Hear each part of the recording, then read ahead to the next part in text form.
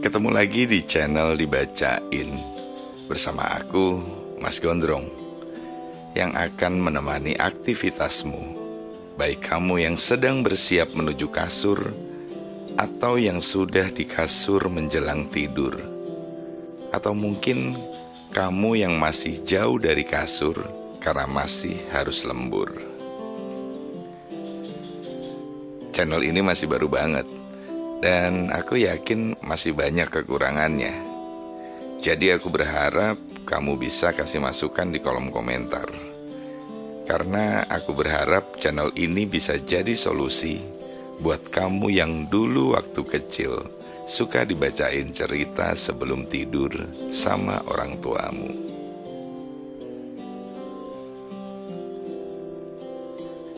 Kali ini aku akan melanjutkan kisah yang diambil dari novel Chicken Soup for the Soul yang berjudul Menemukan Kebahagiaan.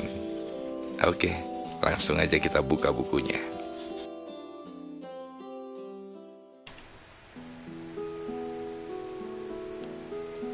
Kisah selanjutnya berjudul Kebahagiaan adalah Menjadi Orang Tua. Satu hal yang menonjol dari keluargaku adalah pertengkaran. Ibuku adalah perempuan yang kejam, meletup-letup, dan kukuh yang bersikeras bahwa dia selalu benar. Ketika aku berusia 5 tahun, dia meninggalkan ayahku di Hong Kong dan membawaku ke Amerika Serikat untuk memulai hidup baru. Ayah tiriku adalah orang yang membawa luka emosional sejak masa kanak-kanak, sehingga dia berbohong tentang usianya agar bisa memasuki angkatan laut guna melarikan diri dari keluarganya. Dia menghadapi kepedihannya dengan terjun ke lautan alkohol. Saat dibesarkan, aku telah menyaksikan dua hal ini dalam pertengkaran yang melibatkan pukulan dan seretan, yang membuat pertandingan tinju Ali melawan Fraser tampak seperti pesta minum teh yang penuh sopan santun. Dari keluargaku, aku belajar bahwa sebaiknya aku tidak punya anak. Aku sama sekali tidak tahu bagaimana caranya menjadi orang tua. Ibu dan ayah tiriku menunjukkan kehancuran yang bisa saling ditimbulkan oleh dua orang. Dan aku sangat takut membayangkan anak-anakku harus menghadapi hal seperti itu. Selain itu, siapa yang membutuhkan tanggung jawab seperti itu? Jadi, aku menyingkirkan seluruh konsep tentang menjadi orang tua. Jauh di kedalaman hati, aku takut gagal menjalani peran paling penting yang bisa dilakukan oleh seseorang, yaitu membesarkan anak. Aku dan istriku Kuyen telah berpacaran selama 2 tahun sebelum kami menikah. Di sepanjang relasi kami, aku telah memberitahunya bahwa aku tidak ingin menjadi ayah, dan dia tidak pernah mencoba mengubah pikiranku. Tetapi bagaimanapun, aku memahami hasratnya untuk menjadi ibu. Dia berasal dari Vietnam dan telah mengalami kengerian perang Vietnam.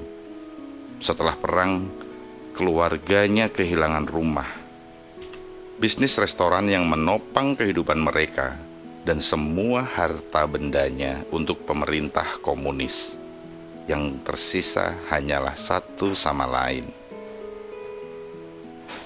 Kuyen dibesarkan di sebuah keluarga yang terdiri dari 8 anak, dan dia telah membantu mengasuh adik-adiknya.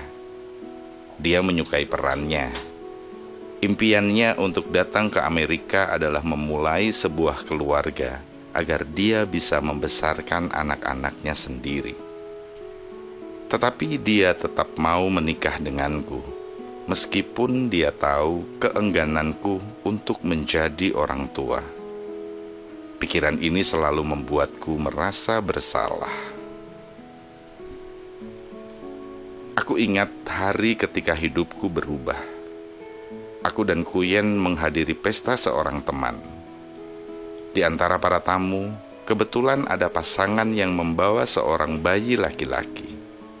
Ketika melihatnya, istriku seakan-akan bersinar seperti hiasan malaikat di puncak pohon Natal.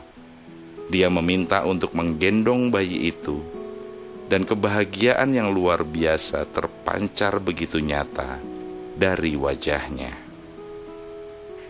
Kuyen terus menggendong bayi itu sementara orang tuanya bercengkrama dengan para tamu. Dan aku takjub pada bagaimana mata bayi itu memandangi matanya saat dia menyanyikan lagu pengantar tidur. Dia membersihkan busa dari mulutnya dengan tisu. Ketika si bayi menangis, dia meminta botol dari ibunya, memberi susu, dan menepuk-nepuk pundaknya agar dia bersendawa. Istriku seakan-akan terhipnotis oleh bayi itu. Aku memperhatikan dia mengayun-ayun bayi sampai tertidur. Kepalanya menyandar ke pundaknya seperti anak kucing menyandar ke perut ibunya. Pada malam itu aku membuat keputusan aku akan menjadi seorang ayah. Aku masih belum mempercayai diriku untuk melakukannya dengan benar. Tetapi aku tahu Kuyen jauh lebih dari mampu untuk mengimbangi kekuranganku. Ketika kami pulang ke rumah seusai pesta, aku menyampaikannya kepada Kuyen. Dan bisa dikatakan pancaran mata seorang anak yang pertama kali melihat Disneyland tidak akan sebanding dengan pancaran cahaya yang berbinar dari mata istriku. Dia memelukku dan menangis gembira. Tangisan yang datang dari kedalaman diri ketika seseorang mengalami sesuatu yang benar-benar berarti. Setelah beberapa saat, Kuyen menggenggam tanganku seakan-akan menanamkan makna melalui sentuhannya. Kemudian dia memandangku dengan senyum yang tak tergoyahkan. Keteguhan di matanya mengomunikasikan pesannya bahkan sebelum dia bicara. Kau akan menjadi ayah yang hebat, katanya. Sekarang ini kami sungguh-sungguh terberkati karena memiliki Kevin yang berusia 10 tahun dan Christy yang berusia 7 tahun di dalam hidup kami. Kami menamai putra kami dengan nama Kevin Costner karena aku dan Kuyen menyukai film Dance with Wolves. Keanggunan dan keartistikan Christy Yamaguchi di atas es memberi kami inspirasi untuk nama putri kami. Kevin bisa menghabiskan berjam-jam di Nintendo DS Lite atau segala sesuatu yang berkaitan dengan permainan video. Aku dan Kuyen harus menetapkan aturan yang ketat atau dia akan bermain tanpa henti. Dia senang berbicara dan ingin selalu ditemani. Makanan favoritnya adalah makaroni dan keju dari Kirkland. Dia juga sangat peka, sehingga matanya berlinang ketika sepupunya dari Hawaii pulang setelah tinggal seminggu bersama kami. Aku dan Kuyen pernah membahas karir ideal kami di meja makan dan menanyakan apa cita-cita Kevin. Putra kami berpikir sebentar sebelum menyatakan dengan sangat jujur, "Aku ingin menjadi orang bebas." Dengan begitu aku bisa tinggal di rumah dan bermain permainan video bersama anak-anakku sepanjang waktu. Christy meringkuk di sisiku saat aku membacakan buku-buku cerita. Dia akan terus mengomel jika aku tidak membacakan cerita setiap malam. Dia menggodaku dengan berpura-pura tertidur di dalam mobil ketika kami pulang ke rumah dari Costco. Makanan favoritnya adalah chicken nugget yang dimasak di oven gelombang mikro.